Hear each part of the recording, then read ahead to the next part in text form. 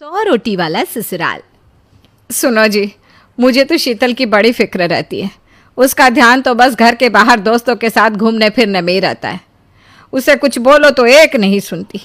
मैं तो कहती हूँ इसकी जल्दी शादी वादी करवा दो, वरना लड़की हाथ से निकल जाएगी। तुमसे ज़्यादा चिंता है मुझे शीतल की शादी की। कल ही वो रामपुर वाले मौसा जी को फ़ोन भी किया था। बता रहे थे एक लड़का है नज़र में, उनका अपना घर है और लड़का भी अच्छा है।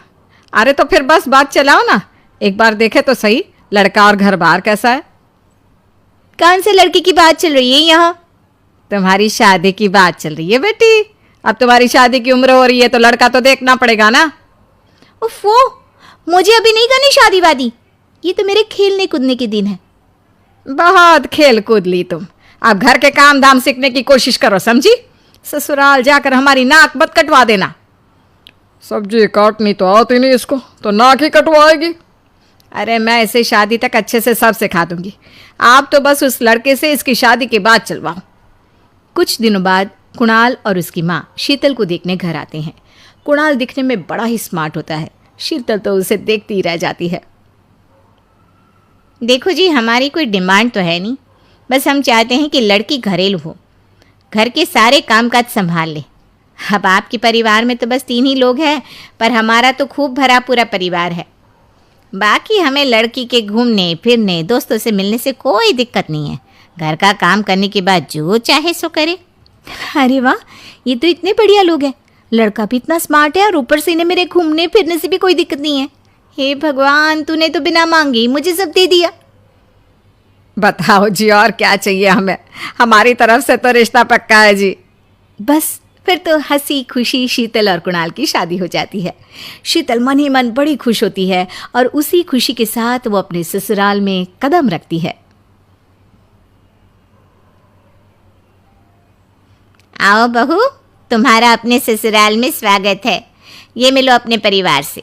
ये तुम्हारे ससुर जी, तुम्हारी ननद सुनीता और गीता, सुनीता के पति राजेश और उनके 2 बच्चे राजू और चिंटू। ये ना हमारे साथ यहीं रहते हैं। ये तुम्हारी दादी सास है और बाकी लोग अभी बाहर गए हुए हैं। इतने सारे लोग, ये सब यहीं रहते हैं इस घर में? अरे अभी तो मेरे देवर देवरानी और उनके 3 बच्चे यहाँ नहीं है।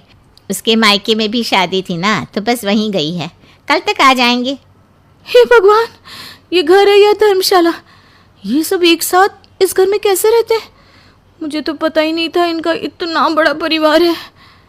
अब समझी कि कोई डिमांड क्यों नहीं की इन्होंने। ये सब चाल चले मेरे साथ। अरे बहू, खड़े खड़े क्या सोच रही हो? चलो अपने कमरे में जाकर आराम करो। जी माँ जी। अगले दिन शीतल का ससुराल में पहला दिन होता है। शीतल रसोई में जाकर सबके लिए खीर बनाने लगती है। तभी उसके ननद सुनीता आती है। अरे वाह भाभी, आज क्या बना रही हो? बस दीदी, आज वो पहली रसोई है ना, तो खीर बना रही थी। अरे भाभी, ये खीर वीर रहने दो। घर में 4 लोगों को शुगर है और कुछ लोग मीठा ही नहीं खाते। आप ना सीधा खाना ही बना दो। क्या फ़र्क पड़ता है मीठा बने या नमकीन? बस बहू के हाथ की पहली रसोई होनी चाहिए ना। जी दीदी, तो फिर मैं खाना ही बना देती हूँ।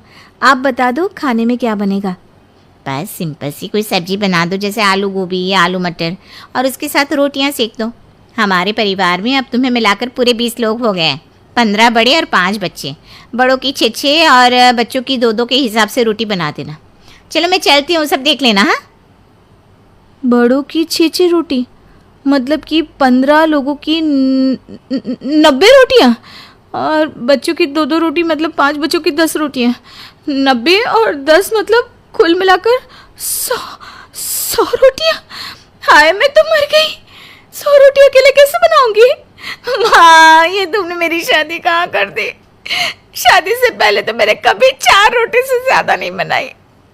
शीतल एक बड़ी सी परात में 100 लोगों के हिसाब से आटा निकालती है और उसे गूंथना शुरू करती है। आटा गूंथते गूंथते शीतल के पसीने छूट जाते हैं। उसके बाद बारी आती है रोटी बनाने की। शीतल एक एक करके रोटी बनाना शुरू करती है और 10 रोटी बनाते ही अपनी कमर पकड़ लेती है। हाय, मैं मर गई। मेरी कमर टूट गई खड़े खड़े, और ऊपर से इतनी गर्मी। मैं 100 रोटियाँ कैसे बनाऊंगी? अरे भाभी, सब बाहर रोटियों का इंतजार कर रहे हैं। ज़रा जल्दी जल्दी रोटी सेक दो। सब